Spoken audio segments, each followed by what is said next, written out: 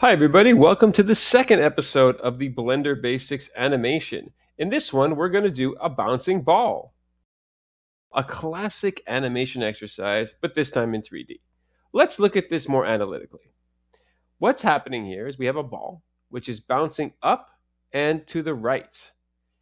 As it's doing this, it's also kind of squashing and stretching. It's squashing when it hits the ground, it's stretching a little bit when it goes up, and it's continuing to bounce, and then it's kind of losing momentum as it bounces. So it's kind of less high and shorter little bounces, and then eventually it just kind of stops bouncing and just rolls off.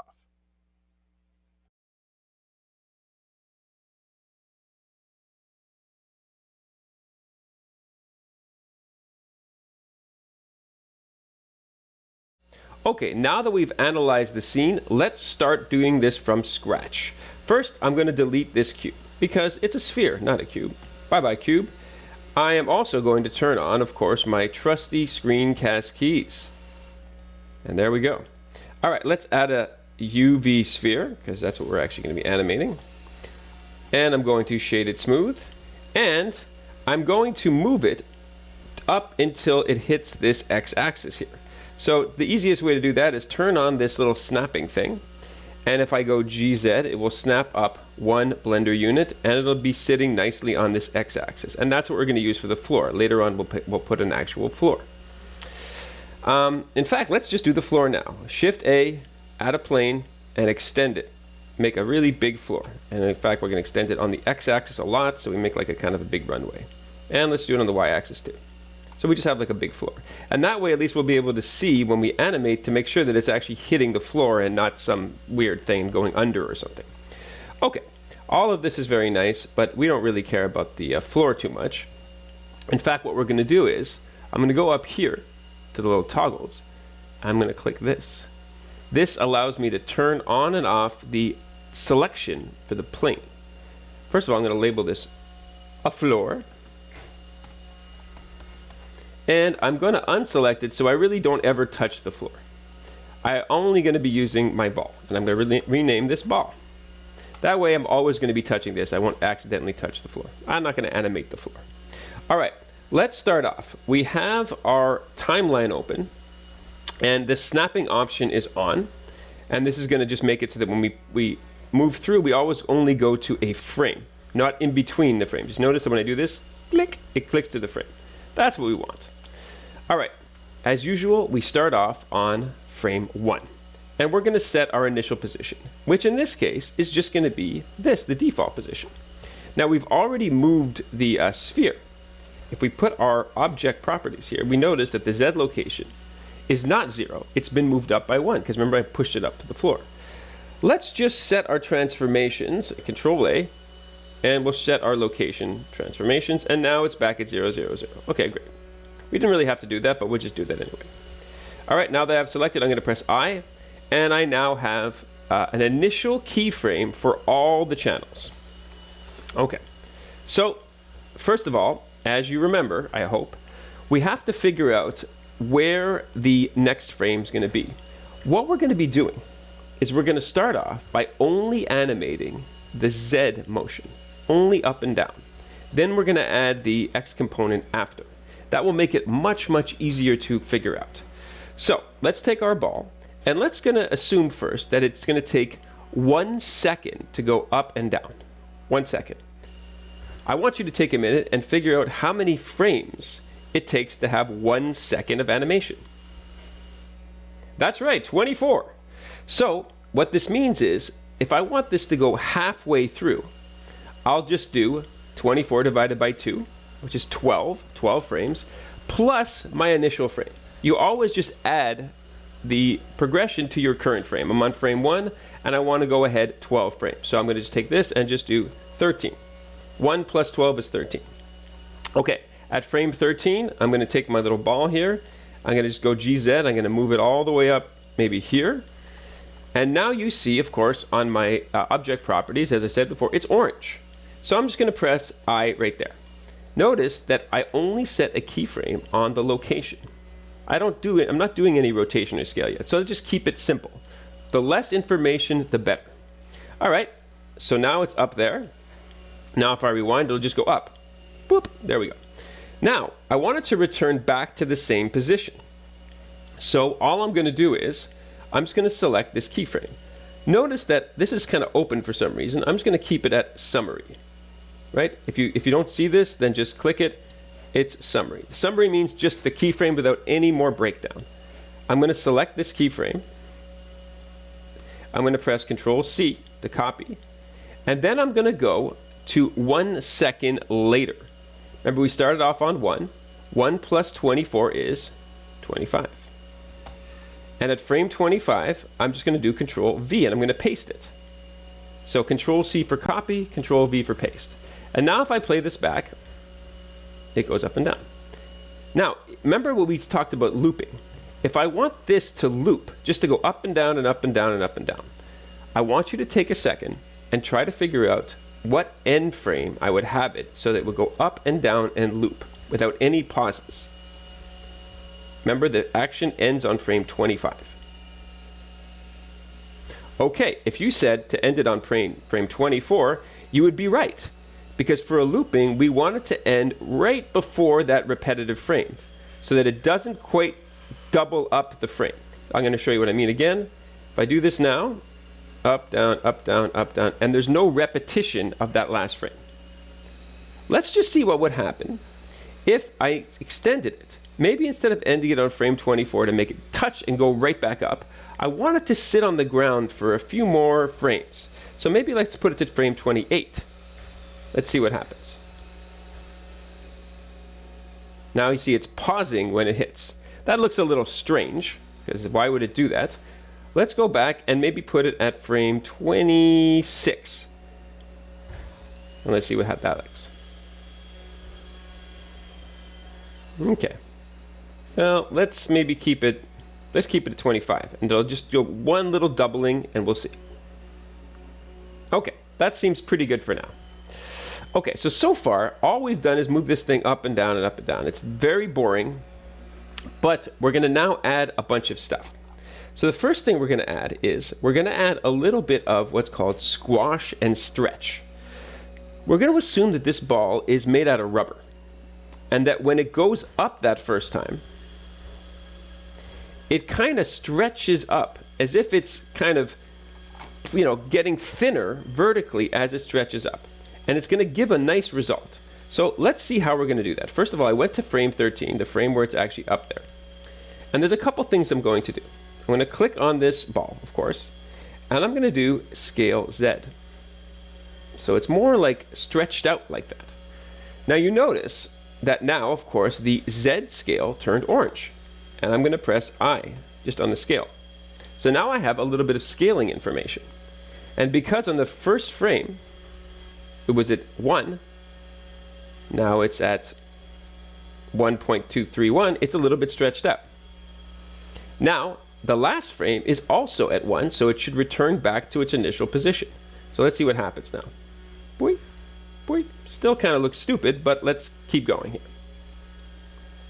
Now there's one thing I'm going to do, which is kind of interesting. When it reaches its top there, I said I wanted it to stretch.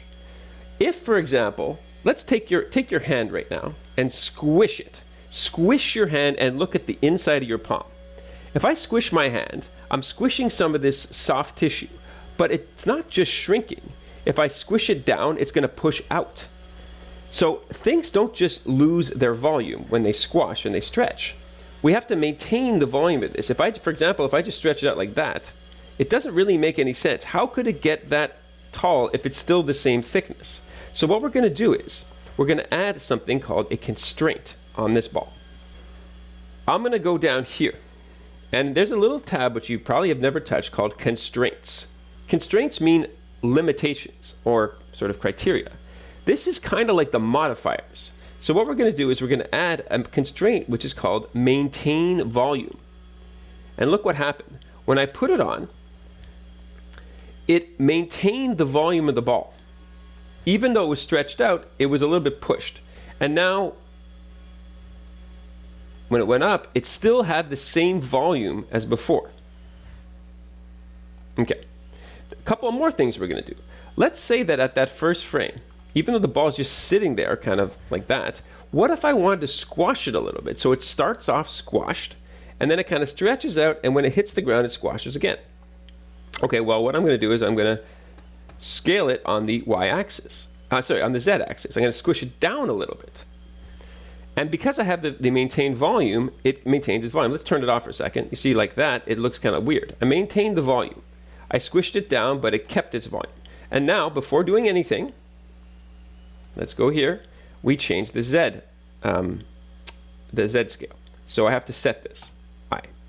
Now look what happens. It starts off kind of squashed. Then it goes up, stretches out. Let me move this down a little bit. Now let's look what happened. It starts out kind of squashed. It moves up, stretches out, and goes back down. Now there was one problem. What's the problem here? Well, if you guessed that the last frame is no longer the same as the first, you're right. How can we remedy this?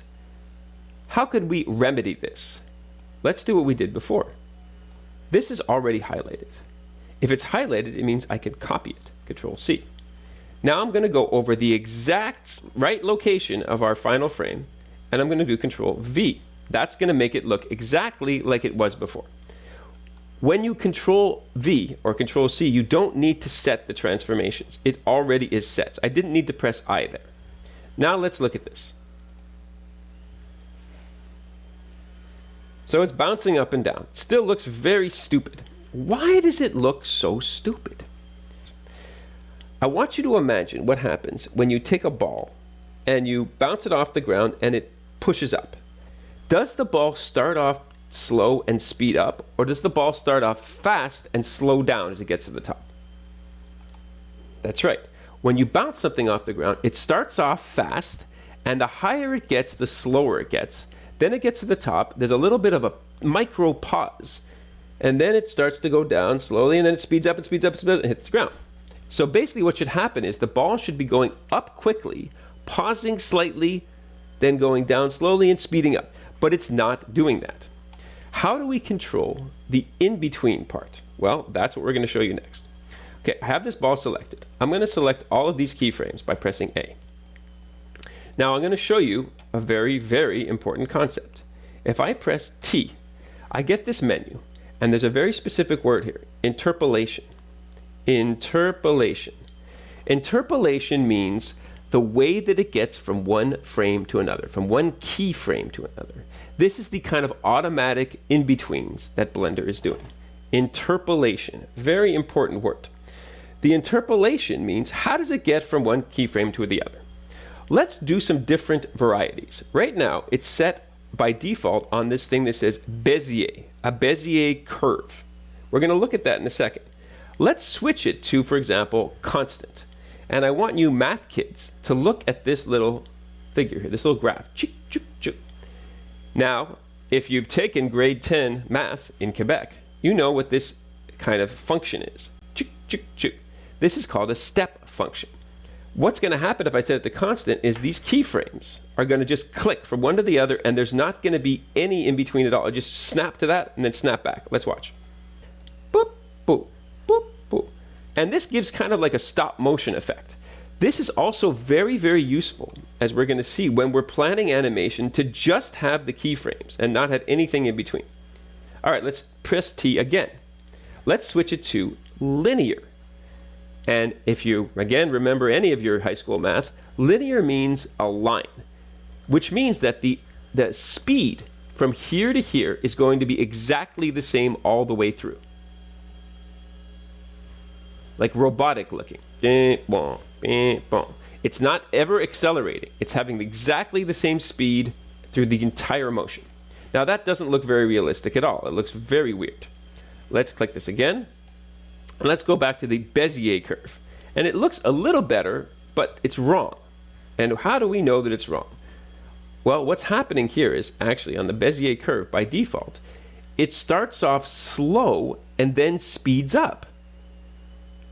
It starts off slow, and so that's wrong. We don't want it to start off slow and speed up. We want it to start off fast and slow down. So how do we actually affect these curves? Well, kids, we're going to go to the animation window. If we go to the animation window, you'll see that it looks totally different than the viewport window. I'm going to move this back. We don't really need this. By default, you have something called the dope sheet. The dope sheet looks very, very, very much like the timeline. If I click this, it has all the same stuff as the timeline that we saw before. There's a few extra features though, which we'll get to in a minute. But we don't want to have the dope sheet now. What we want to do is go to this thing. All of these are different menus within this master, but we're not going to use those. We're going to go here to this general tab, and we're going to go to the graph editor. And then you're going to look at it and you say, what is going on here? This is confusing. Why am I seeing this? I don't even know what any of this is. How did I get into this course? Why didn't I take psychology? Well, it's too late, so we're going to continue.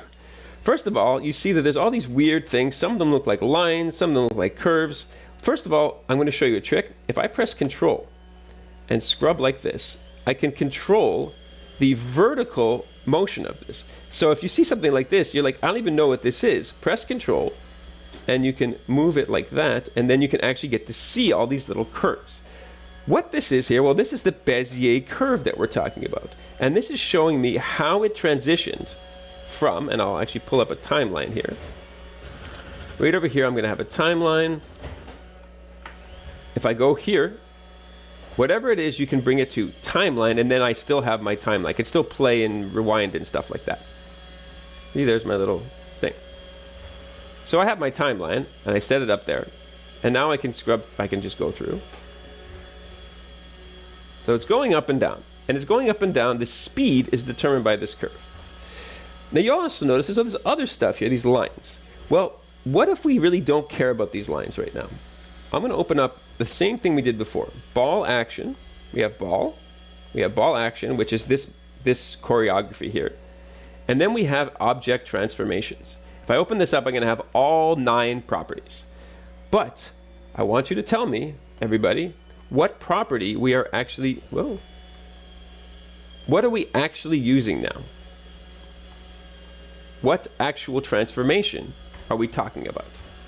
Are we talking about X location, Y location, Z location, any of this stuff? Think about it for a second. I'll show you the movement once again. Clearly, we are talking about the Z location. We don't care about the rest of this stuff. So what we're going to do is something really fun. We're going to click here where it says Z location, and we're going to do the same trick we can do in modeling. Shift H. Shift H hid everything but this curve. If I want to undo it, and I want to see everything else, how do you unhide stuff in Blender? Alt H, exactly like in modeling. So once again, I'm going to go to the Z location and press Shift H, hide everything else so I don't have to see any of this stuff. And I'm just going to look at this curve, which again determines the speed of how it gets from the bottom to the top. Now, again, let's use a little bit of our math knowledge. In a curve, when we're talking about velocity or speed, the flatter the curve, the slower it is. The steeper the curve, the faster it is. So let's look at this curve going from the bottom to the top. It is flat, and then it starts to get steeper, and then it flattens out again.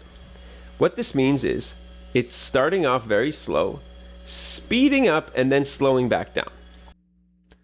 All right, now let's learn how to actually edit this curve. So first of all, let me give you some basic background on how this stuff works. The curve, as we see here, is actually a combination of 2 curves. One that goes between here and here, this kind of S shape, and then one that goes between here and here, this other S shape. So a Bezier curve is really going between the keyframes.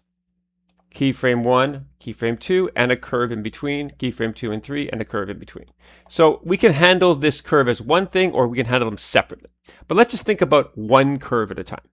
So each Bezier curve has 2 points, which are the keyframes. This one here, and this one here. And you notice that all of them have little handles. And the handles are always 3 dots. Now, if I take this dot here and I kind of move it around, I get some sort of effect, but we're really not going to be using the outer handles at all for this video. We're just going to be using the middle ones. This, that, and that. So when we pick a handle, pick the middle point of the handle, the one that's directly attached to the curve. If we look up here, we have what's called the pivot point. And the pivot point is the same thing as in editing mode when you're doing modeling. It's the point that the transformations scale around or rotate around. In this case, the pivot point is set to the 2D cursor. Well, what's the 2D cursor? It's this blue thing. We use this to move around the time, but it's also called the 2D cursor. It acts kind of in both, it does two jobs. So if the 2D cursor is here, first of all, I'm going to show you how to actually access the information. So I'm going to press N here, and I'm going to go to View. This gives me the actual information about this cursor. If I unclick it, it doesn't show. So this cursor has X and Y information. -2 is clearly the X direction. It also has a Y direction, which is the up and down. We'll get to that in a minute. Let's say the cursor's over here. And I click this middle point, as always, and I say rotate. It's going to rotate, pulling towards this line. Let's try. See? It pulls towards that line. Sometimes that's what you want, but not in this case. For example, let's say I scaled it, S. It's going to pull towards or away from that line. So sometimes we want that and sometimes we don't. In this case, we don't want it. What we want to do is just rotate this curve. We're going to take this here and we're going to set it to individual centers. That means the cursor is going to have no effect. Each of these points are going to rotate on basically that point. That will now be the cursor. So if I rotate it, it now rotates normally, kind of what you would think it was supposed to do. So actually, that's what I'm going to do. I'm going to rotate this so that it's as sharp as possible. Okay, let's say something like that. Then I'm going to do the same thing for the second one. Rotate. And what I'm doing here, the reason why I'm rotating these is because I want the ball, when it hits the ground, to go up quickly. This means that in 4 frames, it's going to go up all that way. It's going to be faster. Remember, the steeper the curve, the faster the action. So these two are pretty good. Now, how about this one? Remember that I want it to be fast and then slow down and almost pause and then speed up again. Well, if I do this here, it's not quite slow enough. So if I click this middle one, as usual, I always click the middle one. If I rotate it, it's going to kind of actually skew it. That's not what we want. What we actually want to do is press S, which scales the curve. And now this is able to become flatter or more pointy. Well, we want it to kind of be flatter. Remember I said I want it to be kind of like a parabola. And what's going to happen now is that it's going to go up fast, start to slow down, pause at the top for a microsecond, and then start to speed up and hit the ground. Let's see what this looks like now as the actual animation. Now I've turned off the squash and stretch part, so all you're going to see is the ball bouncing, but that's fine. That's what we need to see. There we go. Much, much better than before. Now it's hitting the ground, bouncing up quickly, and then kind of getting up in the air, and then speeding up as it goes down. Just for a comparison, let's look at the difference between this, which I'm going to save right now, and I'm going to take this whole thing, all of them, and I'm going to press T, and I'm going to go to linear, just to see what the difference is. All right, let's do this again with linear. Bump, bump, bump. Looks like a mechanical robot. Doesn't look good at all. Go back here and just undo this. Go back to our nice Bezier curve. Much, much, much more natural. And so what we changed here was the interpolation, how it gets from one frame to another. This is obviously incredibly important because if you're animating anything, the actual way it goes from one position to the other is crucial to making it look good. One thing we might want to do is let's look at the action of this squashing. If we see it like this, it goes up like that, and it starts to stretch out, and it starts to squash again as it gets near to the ground, and then eventually it hits the ground. Now, the ball is stretched out at its maximum, and it starts to come down, but it kind of starts to squash way before it actually hits the ground, which is a little weird. And maybe we really don't want it to do that. Maybe we want it to kind of get back to normal and just sort of stay normal for a while before squashing like that. So what I'm going to do is I'm going to actually take this here. I'm going to insert a keyframe at frame 21, and I'm going to change the Z scaling. It's now, you see, it's at 0.858, which means like it's a little smaller, it's a little squashed. I'm going to just put this back to 1, and I'm going to save the keyframe. And so now what happens is basically it goes back to normal, and then it kind of squashes more near the end. And I can even take this keyframe, maybe push it there. So it's like normal, normal, normal, and now it's just getting squashed as it goes down. So let me kind of see what happens there. It's hard to see because it's so fast. There we go. Now it's not squashing really until it's almost hitting the ground. So it should be the same thing here. As it goes up, let's do the same exact change. Not having it, like, see, it's squashed, but it's still kind of squashed there. It should sort of really go back to its normal position by about there. And now it's still squashed. So let's unsquash it. At frame 4, I look and I see the Z scaling is at 0.807, which means it's squashed. I'm going to put it back to 1 and change it. And now it unsquishes there. So already it's back to its normal position, which makes a lot more sense.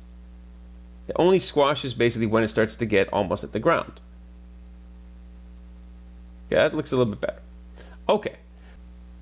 All right, now we have our bouncing ball. It's in the same place. It's squashing and stretching. It looks pretty cool. Now, we're going to do a variation on this. This ball is basically just bouncing up and down, and every time it bounces up, it has exactly the same height as before. So this is like a feat of incredible superhuman physics. In reality, balls don't just bounce up and down continuously for the rest of eternity. They start to slow down and lose their energy, and then eventually they just kind of just end up running out of steam and ending up on the floor. So this thing should be bouncing less and less and less each time. So the bounces should get lower and lower each time, and faster and faster each time, because if it goes lower but it's the same amount of time, it will look very strange. So we want to have the ball basically slow down and start bouncing less and less until it just kind of ends up sitting on the floor. And obviously we can't do that with the loop, because the loop is just the same thing repeating. So what we're going to do is we're going to do a different variation. Now, before we basically ruin this thing, let's go to the animation tab where we had our little graph editor, and I'm going to show you a cool trick. Before we do this, let's go to what's called the dope sheet, which is actually the standard menu when you go to the animation tab.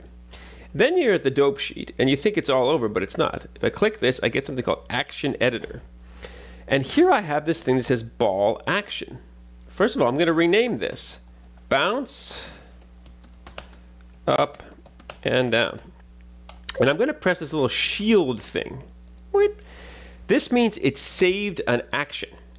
So it saved this as a little pattern. So what I'm going to do now, I'm going to do a different variation. I'm not going to erase it. I'm just going to do a new version. So I'm going to actually do this, a copy paste. So you see this here? Boop. I pressed that and it made a copy of that original motion. And I'm going to now write bounce up and down, lose steam. You can call it whatever you want, but this is my losing steam version. Okay, I have this there. I'll just get rid of this. This is a okay. Whoop. Okay. So I have my bouncing up and down and losing steam. Now I still have my original one, bounce up and down. I haven't changed it. So I'm just saving this action. And I'll just save my actual file here. All right, let's get to some variation going on here. So let's go to, we have our animation tab, but I'm going to go back to our graph editor. And remember that we only have two things we've animated so far. We've animated the location, the Z location, and we've also animated the Z size, the squashing and stretching part. So the Z location is this big curve. The Z scale is this much smaller curve, but that's just showing that the ball is getting a little bit taller and then it's squashing. That's the squash and stretch part. Before moving on, let me show you something cool. We have all of these tracks that we're not actually using for anything. There must be a way of clearing some of this stuff so we don't have all this unnecessary information. Well, yes, there is.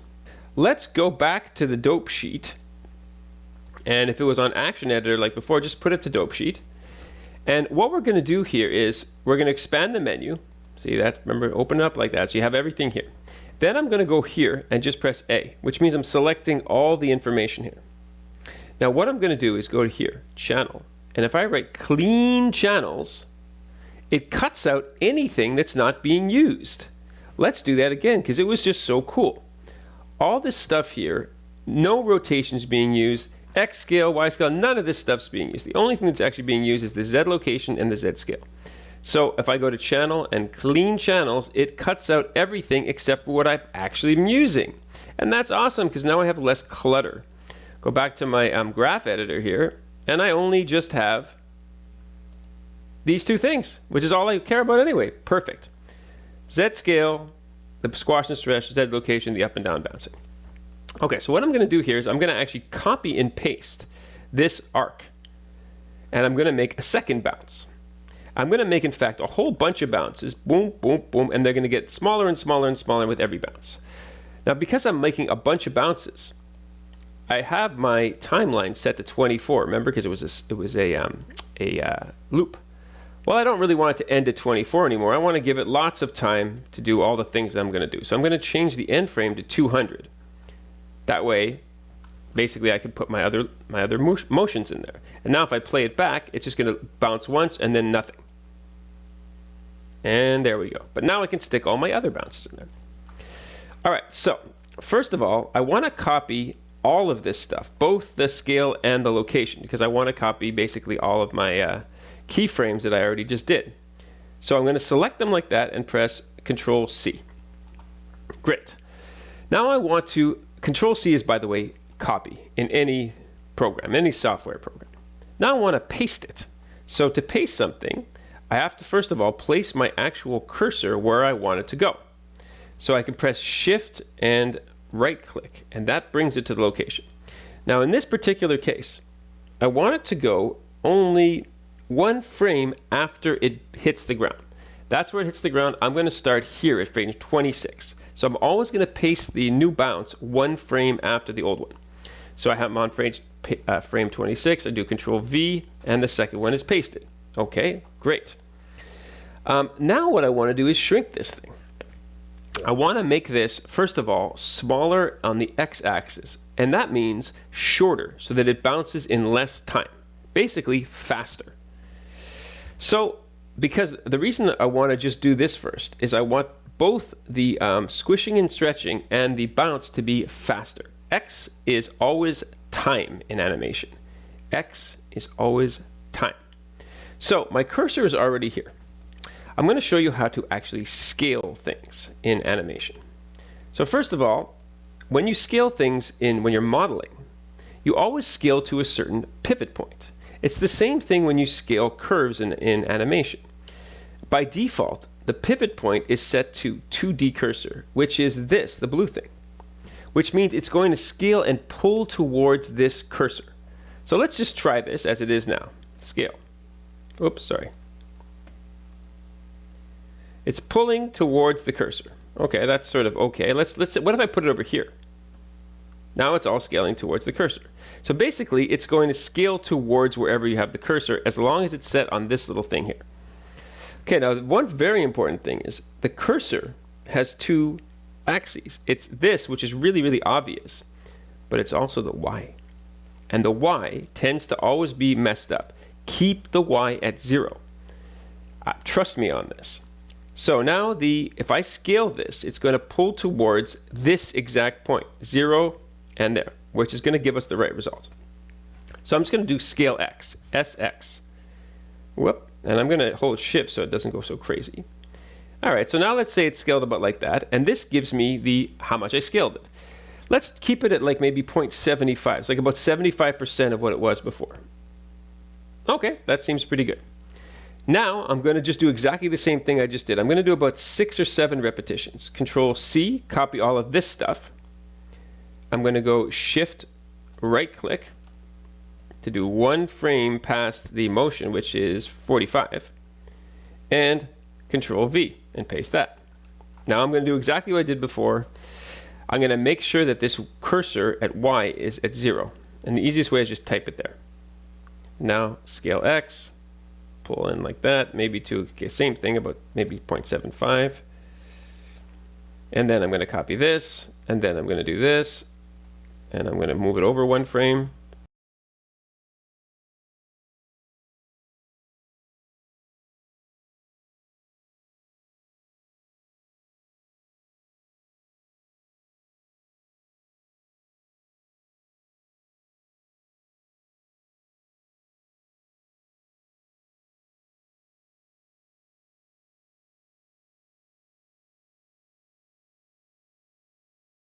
Let's kind of zoom back out here.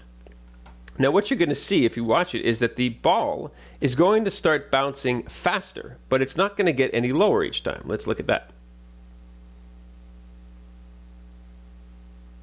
That's obviously weird because we've only affected the amount of time it takes, the x-axis. Now I want to basically push it down each time so it goes less and less high. For this, I'm just going to turn off my squash and stretch. I don't want to actually affect the squash and stretch for this. I just really want to affect the Z location. And this is going to actually be very easy to do. So all I really need to do is select these and basically push them down. Now, since I'm going to be pushing these down individually like this, I actually don't want to have it at this 2D cursor anymore. I'm going to put the pivot point to individual centers. That way I could just select all of these things. Oh, hold on. Select the middle one, that one. And then I'm just going to go G, Y. Y is up and down. And the reason this is happening, this is literally just going to make the ball bounce less and less each time. Now I'm going to just deselect this, G, Y. Pull this down. And I probably should have been a bit more careful when I'm doing. Okay, select these all, G, Y. And I'll put it at about, I guess something like that. Now I'm going to deselect this one and just keep going, G, Y. Pull these down a little bit. Deselect this one, G, Y.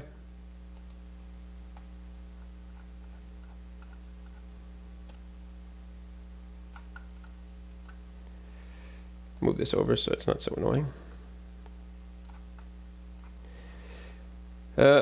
Now deselect this one, GY. Deselect this one, GY. Deselect this one, GY. Okay, well obviously this is a little bit weird looking because look at these curves. They got all messed up.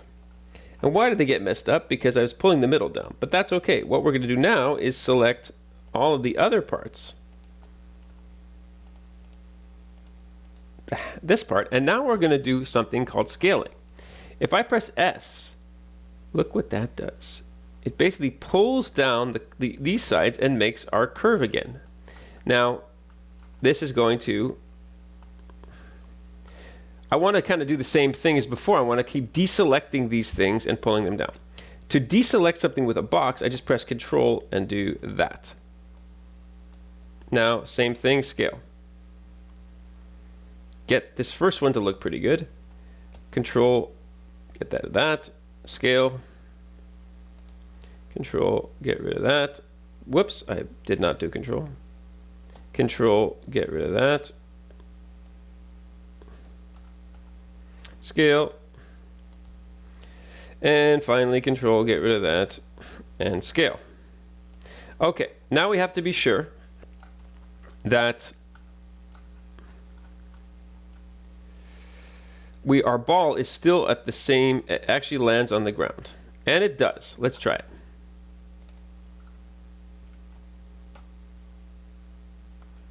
Okay, the bounce is pretty good. Quite good indeed. Our timing's pretty good. Let's now look at our squashing and stretching. And now our squashing and stretching is kind of like a little bit weird because you notice what's happening is that it's still squashing quite a lot for something that isn't barely happening. So look at the ball near the end. It's still squashing and stretching a lot for something that is barely moving. So that we kind of really don't want that. Okay. One easy way to do this is to select all of this and to smooth the curve. So if I go to this smooth Gaussian and I move back and forth, what I essentially do is smooth out this curve. Okay. And I'll show you a couple of other cool tricks. If I put my cursor somewhere like that and I press the select right button, which is the square bracket, I only select what's to the right of my cursor. So let me do that again. Kind of do a little bit of a smooth action there. And basically what's happening is now the ball's not changing so much. And that's a lot better. Okay, let's see the whole action. I'll go to my layout tab.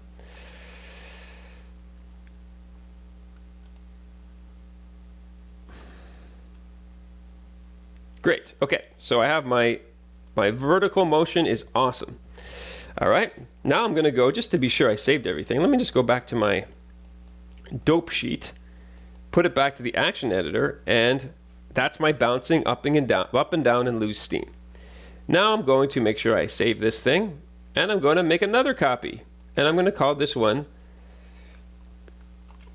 Bouncing and Traveling. Bouncing and traveling. And so what I'm going to do this one is I'm going to now add the horizontal component. So far it just bounces up and down and loses steam. But I want it to now travel across, to basically move this way as it's bouncing. And that's going to be pretty easy, because let's give you a second. I want you to figure out what needs to change for this ball to also move that way. All right, hopefully you guessed that it needs to also have a translation or a location change on the x-axis. Well, let's go see. First of all, do we have any information on the original x location? We do not, because we wiped out all the keyframes from before. Everything except for the z and y. So I have to just set an initial location for this x location here. So I'm going to right click this, insert keyframes. There, just that. Now I could have just, let me just do that again, I could have just done this, and that would have done the same thing. It would have inserted the location of the x location. I'm going to go all the way to the end. In fact, I'm going to go past the end, and I'm going to give it some other, let me be over here, some other x location. I'm just going to move it, gz, like let's say here or something, I don't know, maybe like that. Then once again, I'm going to press I. Now it should travel across as it bounces. Let's see. Hey, that's pretty good. We're almost there. Let's save that. The only thing left to do is to look at the curves of the X translation. Let's go back to our animation and our trusty graph editor. And now we have a bunch of other stuff. X location. Let's just solo that thing. And you're going to see something very crazy. That's the actual X location, which looks super weird. And you're like, why is the X location, which is horizontal, up and down?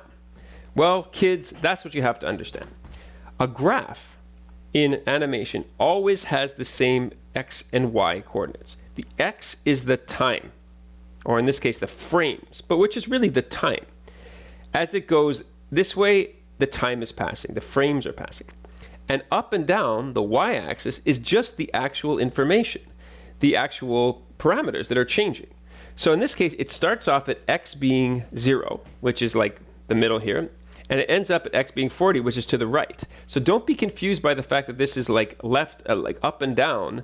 It still is the x location. All the information is always going to be up and down. For up meaning it increases, down meaning it decreases. Flat meaning it doesn't change at all.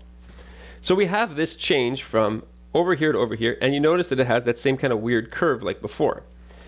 We don't really want it to have a weird curve like that. Here, I actually just want it to kind of immediately start to move to the right. So let's see, I'm going to actually rotate this handle. And remember from before that if this is set here on 2D cursor and I rotate it, it's going to rotate towards this cursor. Watch. See? Not what we want. Let's make sure this goes as individual origins or individual, what's it called? Centers.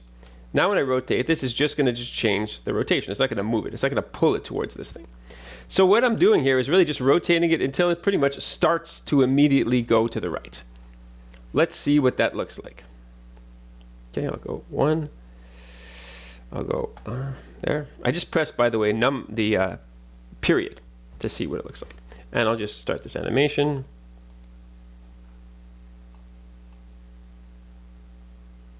That's pretty good. Let's see it again. Oh, messed that one up. That's pretty good. Let's see it again. All right, and let's say I want this to even go further at first. I would just increase the curve. This means it's going to go to the right faster. Let's just do some experiments so we can see how that affects it. See? That looked like it kind of got shot off to the right because it's going to the curve is sharper. Let's do it even more sharp. What now it's going to look like, it's going to really pop up to the right. It's going to go to the right very quickly. Wah! Like that. And it's going to kind of bounce. Looks like it's shot out of a cannonball. If I turn this more gradually, it's going to take longer to go to the right. See? So you just play with this to whatever you want. Let's say I make it a little bit more sharp, like that. Now, what about this one here? If I wanted it to, there's the middle of it there.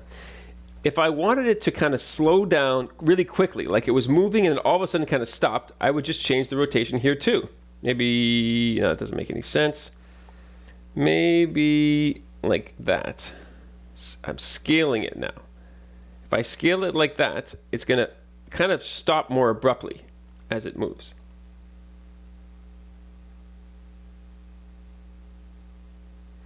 If I scale it like this,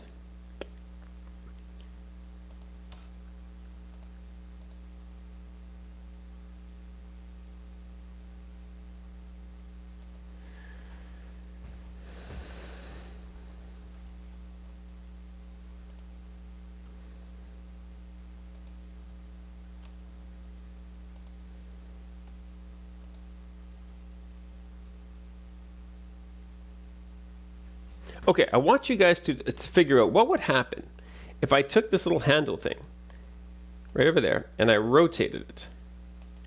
I want you to look at the curve. This means it's starting off at x equals 0. It's going here till x equals 40, and then it's dropping again. So what do you think is going to happen when I play this animation? I want you to try to predict this right now. Okay. What's going to happen is it's going to go and then it's actually going to turn back because it's going further and coming back. Let's see.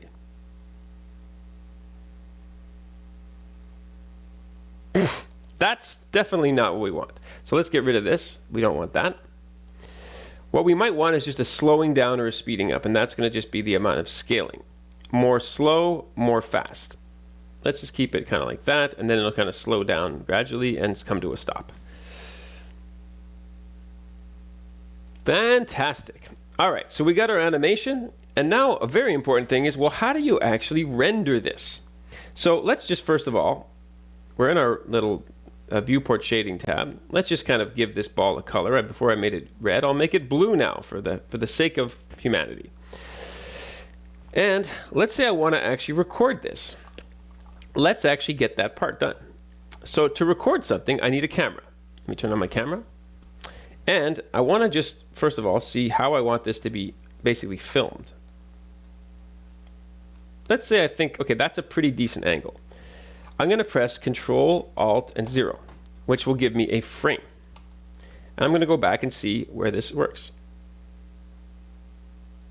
Okay, now if I want to move my frame, I'm going to select my camera and just press G. I'm also going to turn off this because I don't need this for my camera movement, my camera angle. I want this to start off visible and also end up visible. Okay, so that's pretty good. And I can zoom in. To zoom in, you press G and middle mouse button. That zooms it in. And now I'm going to press G and go down a little bit. And now I'm just going to see if this works. Okay, I'm going to move it like that so I have enough room for the ball to actually bounce at its highest. Okay, that's the highest. Let me just make sure that when I film this, you actually see everything.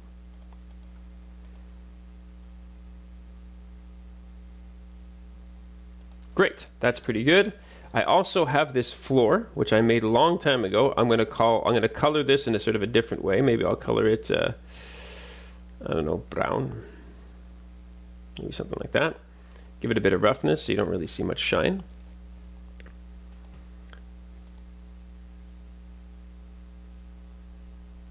Okay, let's say that that's good enough. In my render properties, I want to have ray tracing on. Ray tracing gives it some shadows. And very importantly, now I have to go to these settings. Output. Output is how this is actually recorded. So first of all, you have to select where it's going to go. By default, it's some weird temporary file. I click this and I just select where I want it to go. So I'll say Blender class, accept. and now it's going to go there. And this part here is media type. You can actually record your animation as images, but most of the time, at least for this course, we're going to do it on video. So just click video, and then it'll record this onto a video. All right, we're almost done here, but now we got to go and actually go to the rendering tab. Now when we go to the rendering tab, normally it will not look like this. In fact, normally it will look like, remove, it'll look like that. And you will have no light, and you'll see what's going on here. I thought I had lights and everything like that. Let's turn on a little bit of light.